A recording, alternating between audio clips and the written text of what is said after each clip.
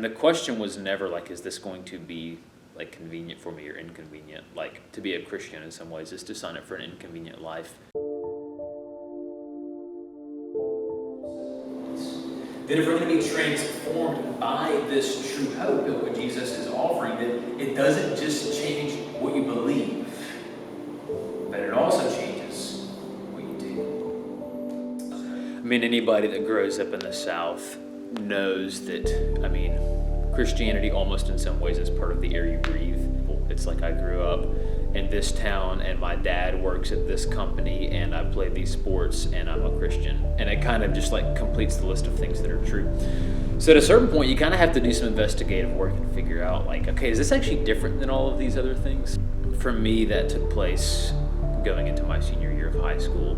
And one of my really good friends who also grew up in the church, he essentially told me that he no longer believed in Christianity, that he had just analyzed the claims that the Bible made and found those things just to not be believable. And he, is a pretty smart guy, so it started me on this quest of asking a lot of the same questions that he was asking. If he's looking at these things and they don't have a lot of intellectual viability, then what does that suggest about what I believe?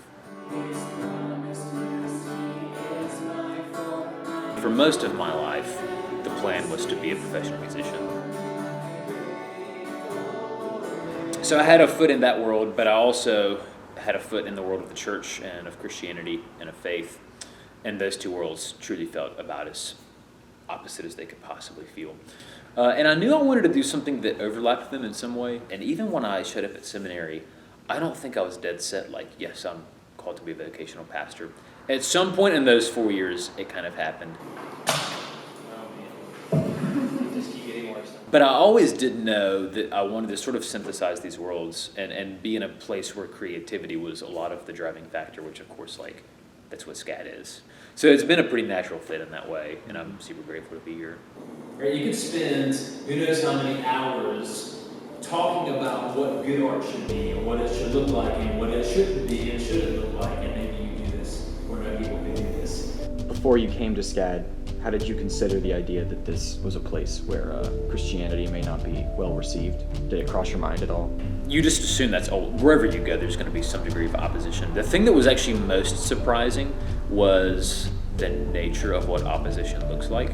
I've seen a lot of people who have been on the receiving end of a lot of pain from the church, and a lot of that is a result of them growing up in an environment where Christianity has been conflated with a lot of things that it really ought not be conflated with.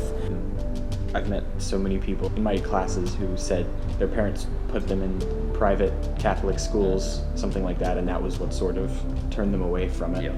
I think a large part of what it means to be a pastor in a place like this is actually validating people's experience in that, as opposed to trying to be defensive.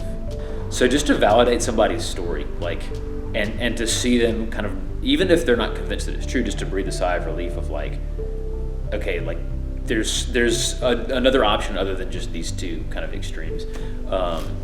I think it's been surprising to see the relief that can afford people. The other thing, and this might be a simple answer, I'm just constantly astounded at the amount of amazing and creative things that come from this place. And maybe that's not a very creative answer, but it's absolutely true. I'm blown away constantly at the types of things that I see students creating, and it's awesome just to get to witness.